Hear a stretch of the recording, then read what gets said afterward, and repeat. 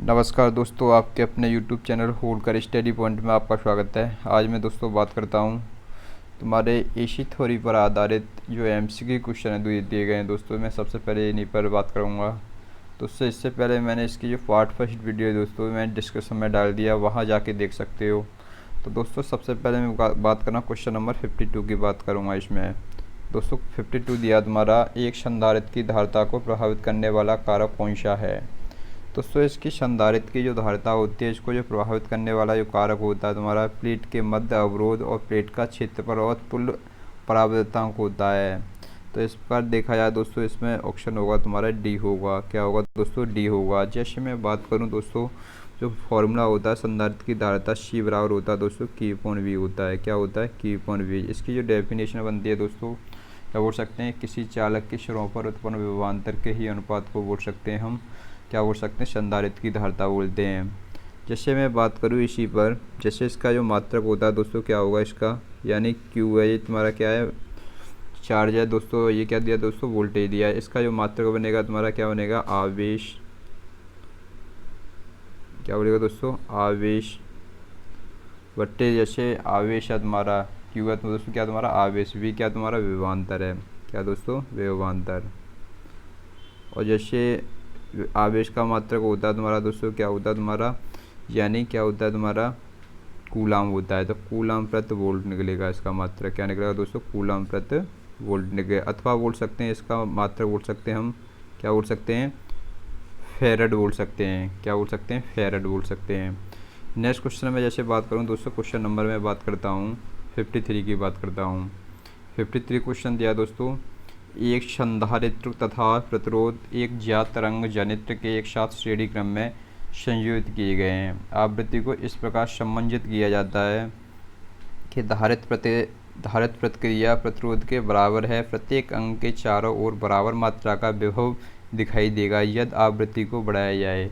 तो ऐसी कंडीशन में जैसे मैं बात करूं दोस्तों, तो ऐसी कंडीशन में जैसे हमारा कोई दोस्तों इसमें दिया तुम्हारा रेजिस्टेंस दिया है और दिया तुम्हारा कैपेसिटर है तुम्हारा, ये दोस्तों श्रेणी क्रम में संयोजित हैं। दो क्वेश्चन में दिए हैं तुम्हारे श्रेणी क्रम में संयोजित हैं। मैंने इसे एसी सप्लाई से दे दी। तो ऐसी कंडीशन में जैसे जैसे इसमें ये क्या तुम्हारा दोस्तों रेजिस्टेंस सर्किट है दोस्तों, ये कैपेसिटेंस सर्किट है दोस्तों। इसमें जैसे जैसे मैं दोस्तों ज्ञात करूँगा, इसमें सीरीज सर्किट में देखो धारा क्या होती है दोस्तों, समान होती है। जब सीरीज सर्किट में धारा समान होगी तो ऐसी कंडीशन में तुम्हारा जो निकल के आएगा दोस्तों, आंसर निकल के आएगा तुम्हारा। जैसे मैं वी आर बराबर निकालता हूँ तो वोल्टेज जैसे क्या निकलेगा तुम्हारा आई आर निकलेगा। क्या निकलेगा? I R. और ऐसे ही मैं दोस्तों इसमें वी सी बराबर निकालता हूँ तो वी सी इक्वल टू बराबर निकलेगा तुम्हारा, यानी आई एक्स सी। क्या निकलेगा? आई एक्स सी। क्योंकि ये दोस्तों क्या होता है ना, कैपेसिटेंस सर्किट है दोस्तों, इसमें क्या होता है, रेजिस्टेंस होता है तुम्हारा किसके बराबर होता है, एक्स सी के बराबर होगा। तो यह ऐसी कंडीशन में दोस्तों, यानी क्वेश्चन में दिया है दोस्तों, यानी प्रत्येक अंक के चारों बराबर मात्रा का विभव दिखाई देगा यदि आवृत्ति को बढ़ाया जाए। ऐसी कंडीशन में दोस्तों जो वी आर इजिकल टू हो जाएगा तुम्हारा वी सी के बराबर हो जाएगा। यदि दोस्तों यदि मैं फ्रिक्वेंसी की बात करूँ इसमें, तो फ्रिक्वेंसी निकालने के लिए दोस्तों इसी सर्किट की बात करूँ तो हमारे कैपेसिटेंस सर्किट के अनुसार एक्स सी इजिकल टू निकलेगा तुम्हारा 1/, क्या होता है दोस्तों, 2 पाई एफ सी होता है। जैसे जैसे दोस्तों मैं यानी फ्रिक्वेंसी को मैं इंक्रीज करता हूँ तो ऐसी कंडीशन में एक्स की वैल्यू दोस्तों कैसी हो जाएगी तुम्हारी, कम होगी। जब इसकी वैल्यू कम होगी तो ऐसी कंडीशन में दोस्तों जो तुम्हारा मैंने बताया था V R equal to I R होता है। तो इसमें जो वी सी, तो दोस्तों जो वी सी है तुम्हारा, जो आई जैसे वी सी बराबर निकलेगा, जैसे क्या रहेगा तुम्हारा आई एक्स सी बताया था। तो ऐसी कंडीशन में इससे घटाऊँगा तो ये भी घटेगा। तो ऐसी कंडीशन में जो वोल्टेज हैं तुम्हारे, जो बोल सकते कैपेसिटेंस वोल्टेज हैं, वो कैसे हो जाएंगे तुम्हारे, कम हो जाएंगे। लेकिन किससे हो जाएंगे तुम्हारे, यानी बोल सकता हूँ मैं इसमें जो तुम्हारे रेजिस्टेंस वोल्टेज से क्या होंगे तुम्हारे, ये तुम्हारे कम होगा। क्या होगा दोस्तों इसमें वी सी क्या होगा तुम्हारा, कैपेसिटेंस रेजिस्टेंस कैसा होगा दोस्तों, कम होगा। कैसा होगा? कम होगा। तो ऐसी कंडीशन में इसका जो आंसर होगा दोस्तों, इसका आंसर होगा तुम्हारा ए होगा दोस्तों। इसका आंसर है तुम्हारा बी होगा। क्या होगा दोस्तों? बी होगा। क्योंकि इसमें जो तुम्हारा रेजिस्टेंस वोल्टेज है दोस्तों, ये कैसा होगा तुम्हारा, अधिक होगा। किससे होगा तुम्हारा, वी सी से। नेक्स्ट क्वेश्चन में जैसे बात करता हूँ दोस्तों, क्वेश्चन नंबर में बात करता हूँ 54 की बात करता हूँ। जब संधारित्र का फ्लैट क्षेत्रफल बढ़ता है तब, ऐसी कंडीशन में दोस्तों एक फॉर्मूला होता है हमारा समांतर प्रेस संधारित्र की धारिता है। ऐसी कंडीशन में दोस्तों फॉर्मूला होता है हमारा C बराबर होता है हमारा एप्सिलॉन नॉट R A/D। क्या होता है A/D। जैसे जैसे दोस्तों में जो धारिता होगी दोस्तों इसकी, तो किसके समानुपाती होगी, ये एरिया के। जैसे जैसे मैं धारिता को इंक्रीज करता हूँ तो ऐसी कंडीशन में क्षेत्रफल कैसा होगा तुम्हारा, बढ़ेगा। तो दोस्तों जब पूछा क्वेश्चन में जब संधारित्र का फ्लैट क्षेत्रफल बढ़ता है तो ऐसी कंडीशन में धारिता कैसी होती है दोस्तों, बढ़ती है। इस पर ऑप्शन नंबर दोस्तों देखूंगा तो कितना हो जाएगा, इसमें ए हो जाएगा। क्या हो जाएगा, ए। नेक्स्ट क्वेश्चन में जैसे बात करता हूँ दोस्तों, क्वेश्चन नंबर 55 की बात करता हूँ। तो 55 दिया दोस्तों, यानी एक 330 पिकोफैरेड धारित्र और 220 पिकोफैरेड धारित्र के दोनों समांतर में एक 6 वोल्ट डीसी सोर्स से जुड़े हुए हैं, यानी 330 पिकोफैरेड धारित्र का विभव क्या होगा। इसमें दोस्तों विभव पूछा है, यानी क्वेश्चन नंबर दिया तुम्हारा 55 दिया है। तो 55 का दोस्तों इसमें जैसे जैसे हम सॉल्यूशन करते हैं तो दोस्तों इसमें जो तुम्हारा यानी जो 330 और दोस्तों इसमें जो 220 दिया है दोस्तों, कितना दिया है 220 के जो संधारित्र हैं दोस्तों, जो कैपेसिटर हैं दोस्तों, ये किस में लगे हैं तुम्हारे समांतर क्रम में लगे हैं। किस में लगे हैं तुम्हारे समांतर क्रम में लगे हैं। तो ऐसी कंडीशन में इनके सप्लाई से 6 वोल्ट की सप्लाई से जुड़ा है। ये कितने से जुड़ा है, 6 वोल्ट की सप्लाई से जुड़ा है। यानी ऐसी कंडीशन में जैसे जैसे मैं इसे सॉल्यूशन करूँगा तो समांतर में जो सॉल्यूशन करूँगा तो ऐसी कंडीशन में जो निकल के आएगा आंसर दोस्तों, इसका कितना निकल के आएगा तुम्हारा, यानी 6 वोल्ट। कितना निकल गया तुम्हारा, 6 वोल्ट निकल के आएगा। जैसे मैं ज्ञात करूँ इसी क्वेश्चन में, क्योंकि दोस्तों समांतर में जो वोल्टेज होते हैं तुम्हारे कैसे होते हैं, समान होते हैं। तो इस पर ऑप्शन होगा दोस्तों, इसमें कौन सा होगा दोस्तों, ए होगा। क्या होगा, ए होगा, यानी 6 वोल्ट ही आएगा। क्या आएगा तुम्हारा, 6 वोल्ट। जैसे मैं नेक्स्ट क्वेश्चन में जैसे बात करता हूँ दोस्तों, ऑप्शन नंबर C सही है इसमें। नेक्स्ट क्वेश्चन की बात करता हूँ तो 56 की बात करता हूँ। तो 56 दिया दोस्तों, इसमें जैसे मैं बात करूँ क्वेश्चन दिया तुम्हारा, यानी एक निश्चित श्रेणी अनुनाद परपथ में VC इक्वल टू दिया है 125 वोल्ट और VL इक्वल टू 125 वोल्ट है और VR दोस्तों इसमें 40 वोल्ट है। तो स्रोत विभव का मान क्या होगा। दोस्तों इसमें स्रोत विभव की बात कर रहा है इस क्वेश्चन में। जैसे जैसे मैं इस क्वेश्चन में जैसे बात करूं तो इसमें स्रोत विभव जो निकल के आएगा तुम्हारा, जैसे मैं बात करूँ इस क्वेश्चन में जो फॉर्मूला दिया तुम्हारा V equal to VR² plus VL minus VC का होल स्क्वायर। तो दोस्तों इसमें क्वेश्चन में जो दिया है तुम्हारा, यानी VR दिया दोस्तों, कितना दिया तुम्हारा, 40 दिया है। कितना दिया है, 40 दिया है। तो 40 का वर्ग हो जाएगा प्लस के VL दोस्तों कितना दिया है, 125। कितना दिया है, 125 माइनस VC दिया है तुम्हारा 125। 125 में से 125 घटाए तो कितना बचेगा, 0। तो ऐसी कंडीशन में कितना निकलेगा दोस्तों, यानी 40 का वर्ग कितना हो जाएगा तुम्हारा, यानी 4 चक 16, यानी कितना हो जाएगा तुम्हारा 1600। तो 1600 का दोस्तों जो निकालूंगा कितना निकल के आएगा तुम्हारा, यानी हमारा जो आंसर निकल के आएगा दोस्तों, कितना निकल के आएगा हमारा 40 वोल्ट निकल के आएगा। कितना, 40 पे वोल्ट। इस बात देखता हूँ दोस्तों, इसमें आंसर होगा तुम्हारा डी होगा। क्या होगा दोस्तों, डी होगा। क्या होगा दोस्तों, डी आंसर सही है इसमें। नेक्स्ट क्वेश्चन की ओर चलते हैं दोस्तों। नेक्स्ट क्वेश्चन दिया तुम्हारा क्वेश्चन नंबर 57 दिया है। 57 दिया दोस्तों, इसमें दिया है एक श्रेणी RLC परपथ में जो अनुनाद आवृत्ति के ऊपर संचालित हो रहा है तो धारा होगी। तो इसमें जो धारा होगी दोस्तों, इसमें आरोपित विभव के पश्चिमवर्ती होगी। इस पर ऑप्शन होगा दोस्तों, इसमें ए होगा। जैसे मैं बात करूं, एक तुम्हारा श्रेणी RLC परपथ में अनुनादी आवृत्ति के ऊपर संचालित हो रहा है तो इसलिए इसमें धारा आरोपित विभव के पश्चिमगामी होगी, क्योंकि इसमें अनुनाद आवृत्ति से ऊपर जाने पर सर्किट का जो इंडक्टिव रिएक्टेंस और कैपेसिटिव रिएक्टेंस में से अधिक हो जाता है, क्योंकि परपथ श्रेणी क्रम में जुड़े हुए हैं। इससे दोनों में धारा समान दोस्तों कैसे होगी, दोनों में धारा कैसे होगी, समान। इसलिए इंडक्टिव वोल्टेज यानी VL और कैपेसिटिव वोल्टेज होंगे तुम्हारे VC से कैसे होंगे, अधिक होंगे। नेक्स्ट क्वेश्चन में जैसे बात करते हैं दोस्तों, नेक्स्ट क्वेश्चन दिया तुम्हारा, इसमें क्वेश्चन नंबर 58 दिया है, यानी एक श्रेणी RLC परपथ में C का मान अवमूलित घटता होता है तब अनुनाद आवृत्ति, इसकी जो अनुनाद आवृत्ति होगी बढ़ेगी दोस्तों, कैसी होगी तुम्हारी, बढ़ेगी। इसका ऑप्शन नंबर क्या होगा इसमें, सी। दोस्तों इसमें अनुनाद आवृत्ति या बोल सकते हैं रेजोनेंस सर्किट बोल सकते हैं। यानी रेजोनेंस फ्रिक्वेंसी का जो फॉर्मूला होता है दोस्तों, क्या होता है तुम्हारा, एफ आर इक्वल टू होता है हमारा, यानी 1/2 अंडरवुड में क्या होता है, एल सी होता है। क्या होता है, एल सी। तो यानी दोस्तों क्या होगी, इसकी अवमूल्यन आवृत्ति बढ़ेगी। क्या होगी, अवमूल्यन आवृत्ति कैसी होगी, बढ़ेगी। नेक्स्ट क्वेश्चन की ओर बात करते हैं दोस्तों। नेक्स्ट क्वेश्चन दिया तुम्हारा इसमें, क्वेश्चन नंबर दिया तुम्हारा 59, यानी दिया तुम्हारा एक निश्चित श्रेणी अनुनाद परपथ में बैंड की चौड़ाई के साथ बैंड की चौड़ाई 25 यानी के हर्ट्ज है, तब तात्कालिक कुंडली को क्यू के उच्च मान के साथ प्रतिस्थापित कर दिया जाए तो बैंड की चौड़ाई होगी।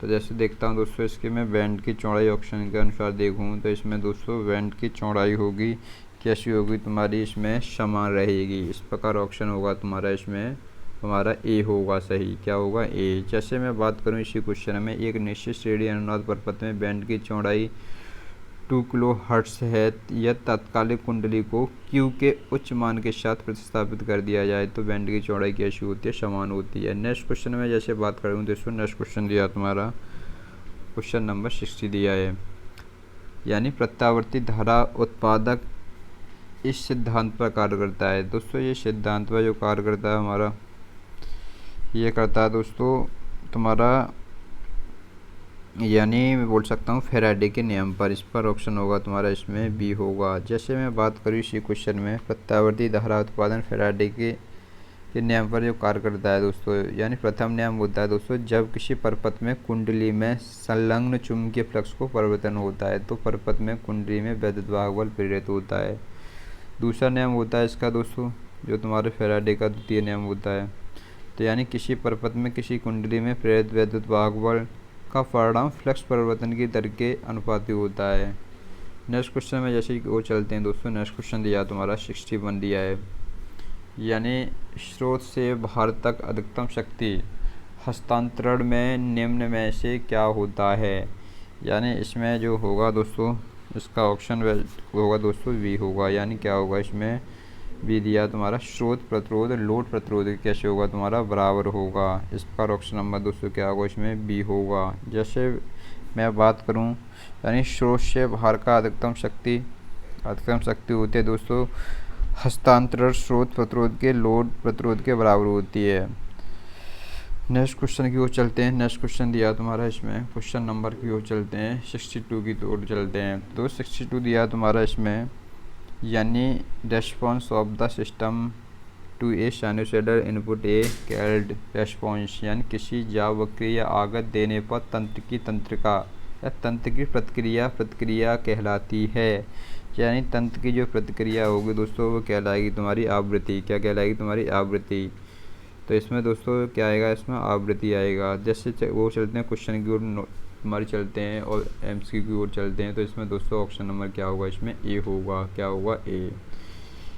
नेक्स्ट क्वेश्चन की ओर चलते हैं दोस्तों। नेक्स्ट क्वेश्चन दिया तुम्हारा इसमें 63 दिया है, नीचे दिया गया चिन्ह दोस्तों दर्शाया गया है। ये दोस्तों ये चिन्ह दर्शाया गया तुम्हारा वेरिएबल इंडक्टर का दिखाया गया है। किसका दिखाया तुम्हारा, वेरिएबल इंडक्टर का है। तो देखता हूँ दोस्तों इसमें ऑप्शन क्या होगा, इसमें बी होगा। क्या होगा, बी।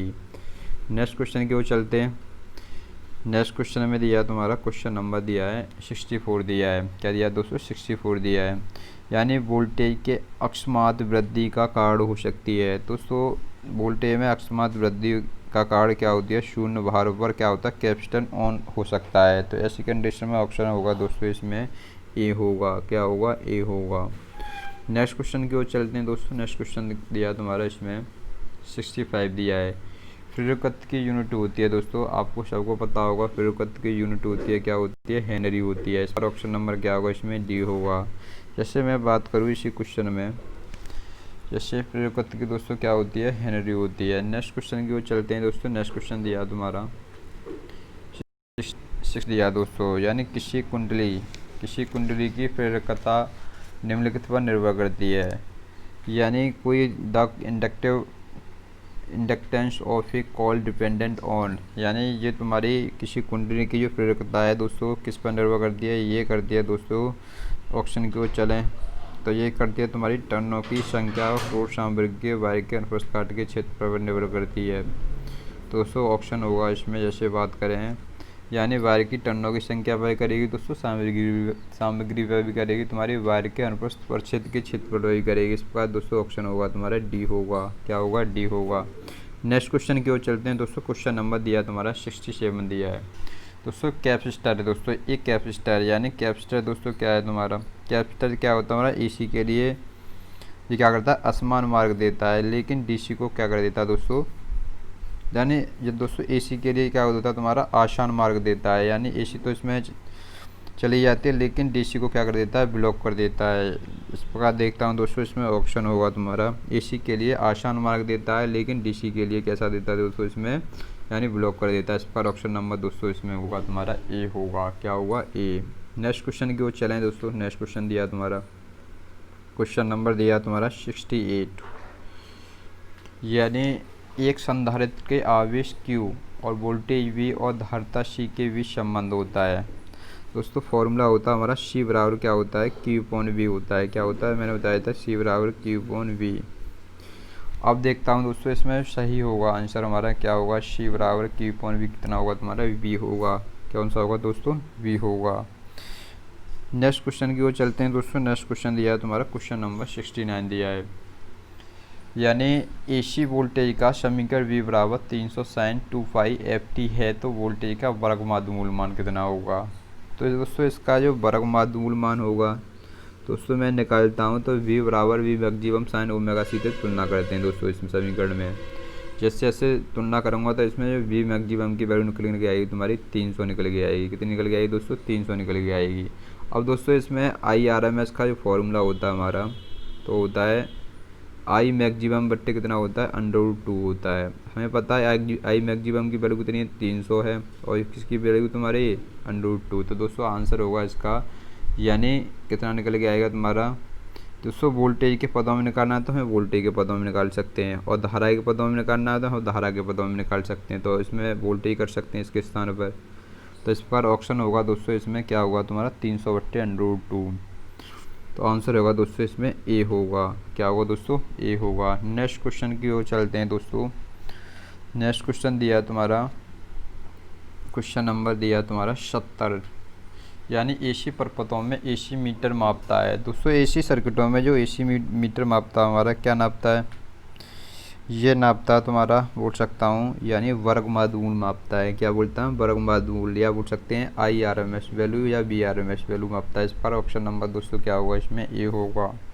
नेक्स्ट क्वेश्चन की ओर चलते हैं। नेक्स्ट क्वेश्चन दिया तुम्हारा 71 दिया है, यानी R1 और R2 दो प्रतिरोध संयुक्त प्रतिरोध यदि श्रेणी में जोड़ा जाता है, यदि 4.5 ओम में लेकिन समांतर में जोड़ा जाता है, 1 ओम आता है तो प्रतिरोध है दोस्तों। ऐसी कंडीशन में आंसर तो इसका थोड़ा बड़ा है, मैं न्यूमेरिकल रूप में मैं किसी दिन मैं तुम्हारे न्यूमेरिकल कराऊंगा, उसी में से क्वेश्चन को कराऊंगा। इसका आंसर तो दोस्तों कितना होगा इसका, यानी 1.5 ओम एंड कितना होगा 0.5 ओम निकल के आएगा। इस पर ऑप्शन होगा तुम्हारा इसका कौन सा होगा इसमें, डी होगा। क्या होगा? डी। जैसे मैं बात करूँ इसमें, जैसे हमें पता है R1 और R2, R1 + R2 = कितना दिया है तुम्हारा क्वेश्चन में, ये दिया तुम्हारा 4.5 दिया है। तो इस इक्वेशन नंबर फर्स्ट बना लोगे इसे, और दूसरा तुम्हारा 1/R1 + 1/R2 दिए हैं तुम्हारे समांतर क्रम में दिए हैं तुम्हारे इसी को, तो वो दिया है समांतर क्रम में दिया है तुम्हारा कितना दिया है, 1 ओम दिया है। तो ऐसी कंडीशन में से मैं सॉल्यूशन करूँगा, यानी 1/R1 + 1/R2 बराबर कितना हुआ तुम्हारा 1 ओम निकल के आया, यानी समीकरण नंबर 2 आया। अब दोस्तों मैं इससे सॉल्यूशन करूँगा। इसे जब मैं सॉल्यूशन करूँगा सबसे पहले समांतर को, तो ऐसी कंडीशन में जो R1 R2 की वैल्यू रख रहे एक इक्वेशन बनेगा, और उसके माध्यम से दोस्तों से आसानी से निकाल सकते हैं। तो आंसर निकलेगा 1.5 ओम एंड 0.5 ओम निकल के आएगा। नेक्स्ट क्वेश्चन की ओर चलते हैं। तो नेक्स्ट क्वेश्चन दिया तुम्हारा क्वेश्चन नंबर 72 दिया है, यानी the resistance of 100 watt 200 volt lamp as, यानी 100 वाट और 200 लैंप का प्रतिरोध होगा दोस्तों। इसका जो फॉर्मूला होता है हमारा, जैसे मैं बात करूँ P बराबर होता है VI, एक फॉर्मूला होता है। क्या होता है? P बराबर VI होता है। दोस्तों इसमें पावर भी दिया है तुम्हारी, क्या दिया है तुम्हारी, पावर दी है 100, और इसमें वोल्टेज कितने दिए हैं तुम्हारे 200 वोल्टेज दिए हैं। अब मुझे निकालना है इसमें दोस्तों, यानी रेजिस्टेंस ज्ञात करना होगा, तो मैं रेजिस्टेंस भी ज्ञात कर सकता हूँ। जैसे रेजिस्टेंस आर बराबर होता है तुम्हारा, जैसे मैं ज्ञात करूँ तो पी बराबर होता है V²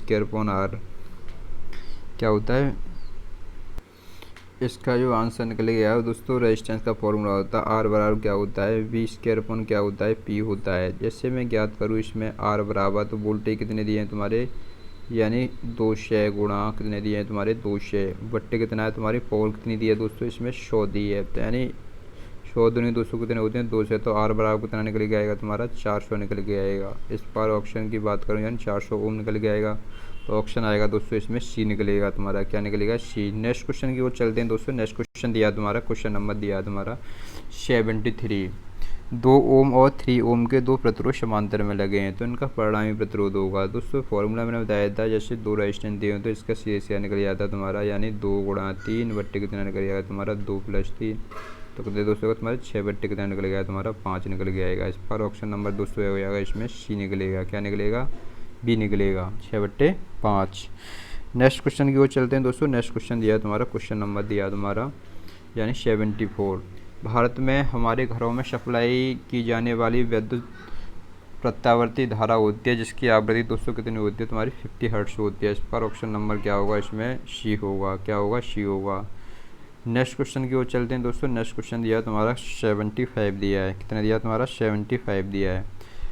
फैराड निम्नलिखित की इकाई है दोस्तों। जो फैराड होती है तुम्हारी किसकी इकाई है तुम्हारी, यानी किसकी होती है हमारे बताया सी बराबर क्या होता है Q/V, किसकी होगी तुम्हारी धारता की होगी, किसकी होगी धारता। इस पर ऑप्शन नंबर क्या होगा, इसमें बी होगा। नेक्स्ट क्वेश्चन की ओर जरूर चलते हैं। नेक्स्ट क्वेश्चन दिया तुम्हारा 76, यानी 2 संधारित्र जिसमें से प्रत्येक की धारता 32 माइक्रोफैराड है, श्रेणी क्रम में लगे हुए हैं, तो कुल धारता कितनी होगी दोस्तों। श्रेणी क्रम में जो धारता का फॉर्मूला होता है हमारा क्या होता है, सी बराबर कितना होता है C1 × C2 बट्टे कितना होता है C1 + C2 होता है। अब ऐसी कंडीशन में हमें पता है दोनों कितने दिए हैं तुम्हारे, यानी 32 माइक्रोफैराड दिए हैं तुम्हारे, या तुम्हारे यानी प्रत्येक समान धारता को, तो ऐसी कंडीशन में दोस्तों हाफ हो जाता है, या बोल सकते हैं 32 गुणा, देखो इसे 32 गुणा 32 बट्टे कितना निकलेगा तुम्हारा 32 दूनी कितने होते हैं 64, यानी 32 64 हो गया, यानी 32 दूनी 64 होगा, 2 से इसे काटा कितने का तुम्हारा 16 माइक्रोफैराड निकलेगा। या वैसे भी दोस्तों सीधे से निकाले हैं तो इसमें सीधे सीधा हाफ हो जाता है। ऐसी कंडीशन में समान दिए हों, तो